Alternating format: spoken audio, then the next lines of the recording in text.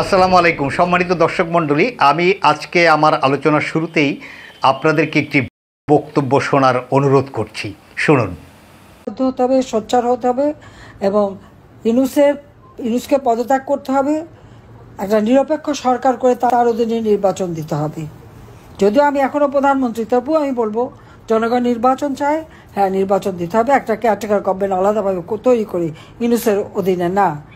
ওই ক্ষমতা দখলকারী, ক্ষমতা চুরি করা এই লোকের কাছে না, ডাকাতি করেছে এই ডাকাতের কাছে না।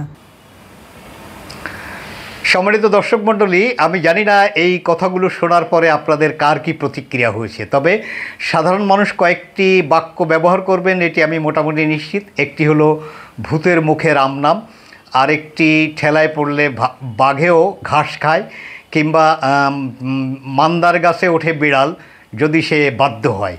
জানেন মান্দার গাছের কাঁটা অনেক বড় বড় এবং মোটা, আর বিড়ালের পায়ের তলা তো অত্যন্ত নরম।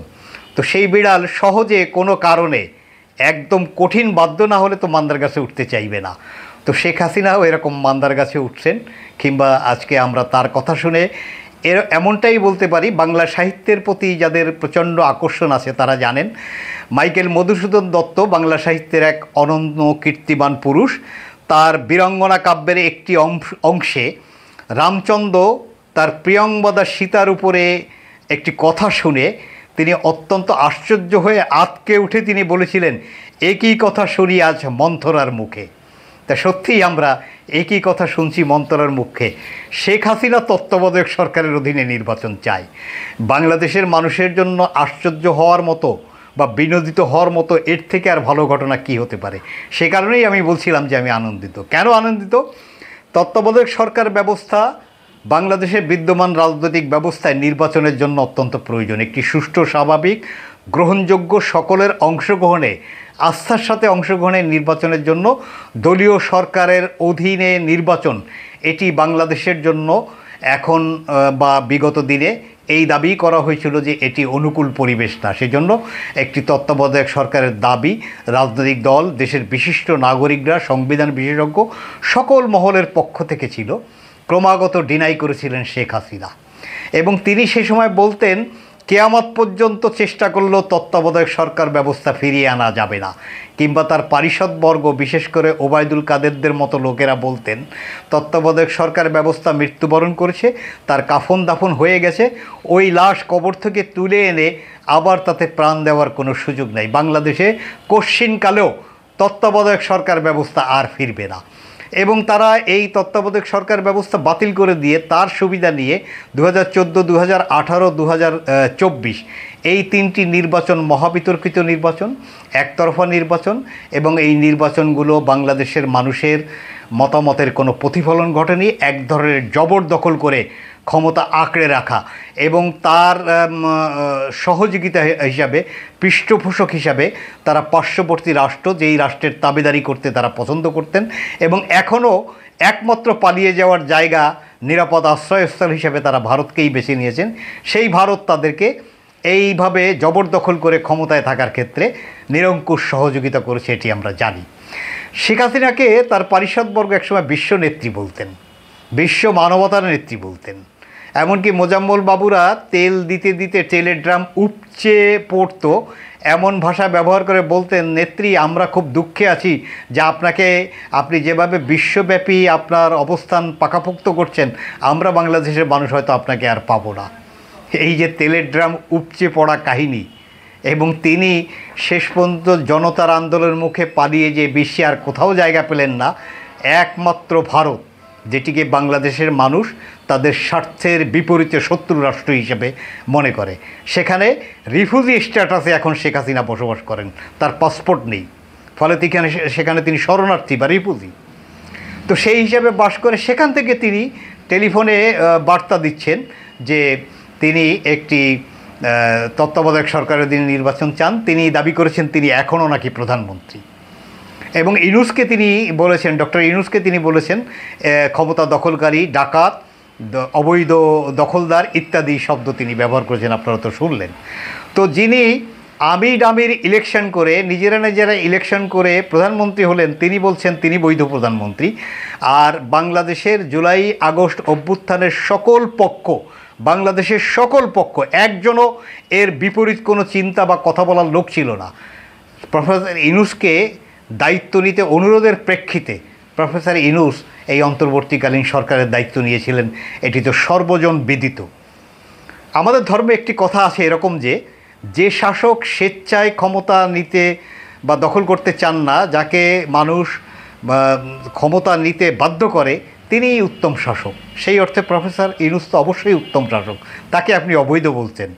আর আপনি সংবিধান সম্মত প্রধানমন্ত্রী, সংবিধানের যে ক্ষতি আপনি করেছেন, হ্যাঁ আপনার দাবি নিশ্চয়ই মানা হবে। তত্ত্বাবধায়ক সরকারের অধীনেই আগামী দিনের নির্বাচনটা হবে। অন্তর্বর্তীকালীন সরকারের অধীনে এই ত্রয়োদশ সংসদ নির্বাচনটা অনুষ্ঠিত হতে যাচ্ছে এবং ঐক্যমত্য কমিশনের বৈঠকে বিদ্যমান রাজনৈতিক দলগুলো সকলে ঐক্যমত্যের ভিত্তিতে তত্ত্বাবধায়ক সরকার ব্যবস্থা সংবিধানের সংযোজনের জন্য তারা একমত হয়েছেন এবং আগামী পার্লামেন্টেই নির্বাচনের সময় তত্ত্বাবধায়ক সরকার ব্যবস্থা বহাল করে আরেকটি আইন পাশ হতে যাচ্ছে। সুতরাং চতুর্দশ সংসদ নির্বাচন থেকেই বাংলাদেশের তত্ত্বাবধায়ক সরকারের অধীনে নির্বাচন ব্যবস্থা আবারও চালু হচ্ছে। সেই সময় আপনি রাজনীতিতে ফিরতে পারবেন কি না আমরা নিশ্চিত নই। এবার আপনি রাজনীতিতে ফিরতে পারছেন না এবং নির্বাচনে অংশগ্রহণ করার আপনার কোনো সুযোগ নেই, এটি সহজেই বিবেচনা করা যায়। কারণ 2000-এর অধিক ছাত্র, সাধারণ জনতা, শিশু, নারী নির্বিশেষে যে হত্যাকাণ্ডের দায়ে আপনি অভিযুক্ত হয়েছেন, বিবিসির প্রতিবেদন, আল জাজিরার প্রতিবেদন, জাতিসংঘের প্রতিবেদন, আপনার সঙ্গে আপনার ভাইপো তাপসের কথাবার্তা, অন্যান্য অনেক নেতাদের টেলিফোন কনভারসেশন যেগুলো লিক হচ্ছে, সেগুলোতে স্পষ্ট হয়েছে যে এই হত্যাকাণ্ডের হুকুমদাতা, মাস্টার মাইন্ড আপনি। মরণঘাতী অস্ত্র ব্যবহারের জন্য নির্দেশদাতা আপনি। আপনার বিরুদ্ধে আপনার সময় নিয়োগকৃত পুলিশের আইজি তিনি মামুন, তিনি ইতিমধ্যে রাজসাক্ষী হয়েছেন। আরও একজন এসআই তিনি রাজসাক্ষী হতে আবেদন করেছেন। ফলে আপনার এই খুনের বিচার নিষ্পন্ন না হওয়া ছাড়া আপনার এবং আপনার রাজনৈতিক দল আওয়ামী লীগের বাংলাদেশের রাজনৈতিক ব্যবস্থায় ফিরে আসা, নির্বাচনে অংশগ্রহণ করা, এটি অনেকটাই দুঃস্বপ্নের মতো মনে করে নিতে হবে। বাংলাদেশে আওয়ামী লীগ রাজনীতিতে ফিরবে কি ফিরবে না সেই প্রশ্ন উত্তর দেওয়ার সময় এখনও আসেনি। তবে আওয়ামী লীগ নামকে আওয়ামী লীগই যে পরিমাণ কলঙ্কিত, ঘৃণিত করেছে, তাতে এই নামে একটি রাজনৈতিক দল বাংলাদেশের মানুষ তারা গ্রহণ করবে কি না এটি নিশ্চয়ই প্রশ্ন উঠতে পারে। বিডিআরের কেলেঙ্কারির জন্য যদি বিডিআরের নাম এবং পোশাক পরিবর্তন হয়, তা আওয়ামী লীগের এত বড় দুঃশাসন, এত বড় খুন গুমের ইতিহাস, এত বড় লুটের ইতিহাসের পরে আওয়ামী লীগ নামে একটি রাজনৈতিক দল বাংলাদেশের রাজনৈতিক ব্যবস্থায় থাকা উচিত না, এরকম মনে করার লোকের সংখ্যা বাংলাদেশে বিপুল।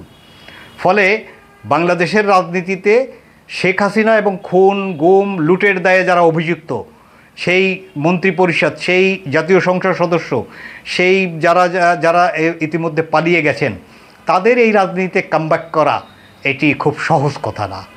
এবং তত্ত্বাবধায়ক সরকারের অধীনে নির্বাচন চেয়ে শেখ হাসিনা বাংলাদেশের মানুষকে যথেষ্টই বিনোদিত করেছেন বলেই বিবেচনা করা যেতে পারে। আসলে এই মহিলার লজ্জা আছে কিনা সেটি একটি প্রশ্ন। বেহায়া, বেলাজ, বেশরম এই শব্দগুলো সম্ভবত এই ধরনের কর্মকাণ্ড যারা করেন, সে পুরুষ হোক আর মহিলা হোক, তাদের ক্ষেত্রেই প্রযোজ্য। এই শেখ হাসিনার পূর্বের রেকর্ড, তার কথা এবং কথা ভঙ্গ করা, এর রেকর্ড তো আছেই। 1986 সালে চট্টগ্রামে লালদিঘি ময়দানে প্রকাশ্য জনসভায় তিনি বক্তৃতা করলেন, এরশাদের অধীনে যারা নির্বাচনে যাবে তারা জাতীয় বেঈমান হবে। তিনি অন্য রাজনৈতিক দলকে ইঙ্গিত করে এই কথা বলেছিলেন। তার 2 দিন পরে তিনি তার সেই সময়ের সাথী জামাতে ইসলামী এবং আরও কয়েকটি রাজনৈতিক দল সিপিবি সহ তাদেরকে নিয়ে তিনি এরশাদের অধীনে নির্বাচনে চলে যেয়ে এরশাদের শাসন ব্যবস্থাকে সেদিন বৈধ করেছিলেন এবং নিজের দেওয়া নিজের নাম জাতীয় বেঈমান হিসেবে তিনি আখ্যায়িত হয়েছিলেন। সেই জাতীয় বেঈমান একসময় তত্ত্বাবধায়ক সরকার ব্যবস্থা কবরে চলে গেছে, তিনি আবার তত্ত্বাবধায়ক সরকার ব্যবস্থার পক্ষে দাবি করছেন। ধরে নেওয়া যায় তিনি বাংলাদেশের জনগণের প্রাণের দাবির সমর্থনে এতদিন পরে কথা বললেন, কিন্তু তার কথা কতটুকু কিভাবে আমলে নেওয়া হবে সেটি নিশ্চয়ই বাংলাদেশের মানুষ বিবেচনা করবে। বিচারের পূর্বে আপনার রাজনীতি এবং নির্বাচনে অংশগ্রহণ করার কোনো সুযোগ নাই, বাংলাদেশের সকল মানুষ সেটাই মনে করে। এখন যেখানে পালিয়ে থেকে আপনি এই ধরনের বক্তব্য দেন, নেতাকর্মীদেরকে বিভিন্ন আবার সংঘাতপূর্ণ কাজের জন্য অনুপ্রাণিত করেন, উৎসাহ দেন, রাজনীতিতে ফেরার কোনো বার্তা আপনার মধ্য থেকে এখন পর্যন্ত পাওয়া যায়নি। ক্ষমতায় ফেরার জন্য সংঘাতের বার্তাই পাওয়া গেছে, এবং সেগুলো ক্রিমিনাল অফেন্স। ইতিমধ্যে এই ধরনের একটি টেলিফোনিক বার্তায় সংঘাত সৃষ্টির অভিযোগে আপনার বিরুদ্ধে আপনি 6 মাসের কারাদণ্ড, এই সাজা আপনাকে আন্তর্জাতিক অপরাধ ট্রাইব্যুনালে দেওয়া হয়েছে। এরকম যদি আরও কোনো সংঘাতময় বার্তা আপনার পক্ষ থেকে আসে, নিশ্চয়ই আপনি আবারও আইন এবং আদালতের এখতিয়ারে আসবেন। এখন আসেন, যেখানে শেখ হাসিনা পালিয়ে আছেন সেখানেও যে তিনি খুব শান্তিতে নাই, সেরকম একটি সংবাদ দিয়েই আমি আমার আজকের আলোচনা শেষ করতে চাই। শেখ হাসিনাকে বাংলাদেশে ফেরত পাঠানোর দাবি ওয়েইসির। তিনি একজন ভারতের রাজনৈতিক নেতা। ভারতের হায়দ্রাবাদ থেকে নির্বাচিত সংসদ সদস্য আসাদুদ্দিন ওয়েইসি বৃহস্পতিবার বলেছেন, সরকার সত্যি যদি অবৈধ বাংলাদেশিদের ফেরত পাঠাতে আগ্রহী হয়, তাহলে এখনই শেখ হাসিনাকে ফেরত পাঠানো হোক, তাকে দিয়েই শুরু হোক এ অভিযান। আপনারা জানেন, বাংলাদেশি বিবেচনা করে বাংলা ভাষাভাষীদেরকে বাংলাদেশে পুশব্যাক করার একটা অপতৎপরতা ভারত মানে খুব বেশি রকম তৎপরতা তারা শুরু করেছে। সেই পরিপ্রেক্ষিতেই আসাদুদ্দিন ওয়েইসি তিনি শেখ হাসিনাকে দিয়ে এই পুশব্যাকের এই কার্যক্রম শুরু করার কথা তিনি বলছেন। আসাদুদ্দিন ওয়েইসি দ্য ইন্ডিয়ান এক্সপ্রেসের আইডিয়া এক্সচেঞ্জ এই অনুষ্ঠানে একথা বলেন। ওয়েইসি অল ইন্ডিয়া মজলিসি ইত্তেহাদুল মুসলিমিন AIMIM এর প্রধান, এই রাজনৈতিক দলের তিনি প্রধান। ওই অনুষ্ঠানে তিনি প্রশ্ন তোলেন, সাবেক প্রধানমন্ত্রী শেখ হাসিনা কেন এদেশে রয়েছেন? তিনিও তো বাংলাদেশি, তাই না? তাকেও ফেরত পাঠানো হোক। 2024 সালের আগস্টে ক্ষমতাচ্যুত হওয়ার পর থেকে হাসিনা ভারতে বসবাস করছেন। ওয়েইসি এ প্রসঙ্গে আরও বলেন, বিজেপি সরকারের সমালোচনা করে তিনি বলেন, দেশকে অনুপ্রবেশকারী মুক্ত করতে হলে শেখ হাসিনাকে দিয়েই শুরু করা উচিত। আমরা কেন বাংলাদেশের ক্ষমতাচ্যুত প্রধানমন্ত্রীকে দেশে রেখেছি? তিনিও তো বাংলাদেশি, তাকে ফেরত পাঠানো হোক। লোকসভার এই সদস্য বলেন, বাংলাদেশের জনপ্রিয় অভ্যুত্থানকে ভারতের মেনে নেওয়া উচিত, নতুন সরকারের সঙ্গে সুসম্পর্ক গড়ে তোলা দরকার। ধন্যবাদ ভারতীয় রাজনীতিবিদকে। আশা করি এরকম আরও অনেক কণ্ঠ আমরা অচিরেই শুনতে পারব। গত 17 জুলাই পশ্চিমবঙ্গের মুখ্যমন্ত্রী মমতা বন্দ্যোপাধ্যায় তিনি একটি অনুষ্ঠানে মোদি বা হাসিনার নাম উল্লেখ না করেই বলেছেন যে আমরা বাংলা ভাষাভাষী হলেই বাংলাদেশি অভিযুক্ত করে বাংলাদেশে পুশব্যাক করার যে নীতি গ্রহণ করেছি, আমাদের সরকার যেটি নিয়েছে, এখানেতে বাংলাদেশ থেকে আসা আরও অনেক অতিথি আছে, তাদেরকে কেন পুশব্যাক করা হচ্ছে না, তাদেরকে কেন আমরা আপ্যায়ন করছি, এ ধরনের প্রশ্ন মমতা তুলেছেন। ফলে কলকাতায় ইতিমধ্যে শাউট হচ্ছে এই যে পালিয়ে থাকা আওয়ামী লীগের নেতৃবৃন্দের ব্যাপারে। ফলে আমরা আশা করতে পারি ইন্ডিয়াতেও অচিরেই শেখ হাসিনা এবং তার পারিষদবর্গ লুটের অর্থ নিয়ে যারা পালিয়ে আছেন, তা বিলাসবহুল জীবনযাপন করছেন, তাদের বিরুদ্ধে ইন্ডিয়ান সচেতন নাগরিকরাই মুখ খুলতে শুরু করবেন। পৃথিবীতে কোথাও এদের জায়গা হয়নি পালিয়ে যাওয়ার জন্য। ইন্ডিয়াতে গিয়েছেন, বিশেষ করে শেখ হাসিনার তো হয়ইনি। তিনি ইন্ডিয়া ছাড়া আর কোথাও পালিয়ে যাওয়ার তার কোনো সুযোগ নেই। সেখানে অজস্র নেতাকর্মী ইন্ডিয়াতে পালিয়ে আছেন।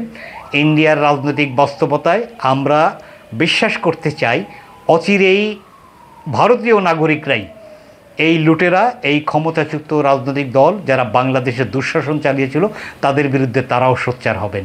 শেখ হাসিনার জীবদ্দশায় শেখ হাসিনার কোথাও শান্তি নেই, এটি দেখতে পারাই বাংলাদেশিদের জন্য একটি অন্যতম শান্তির উপাদান। ধন্যবাদ।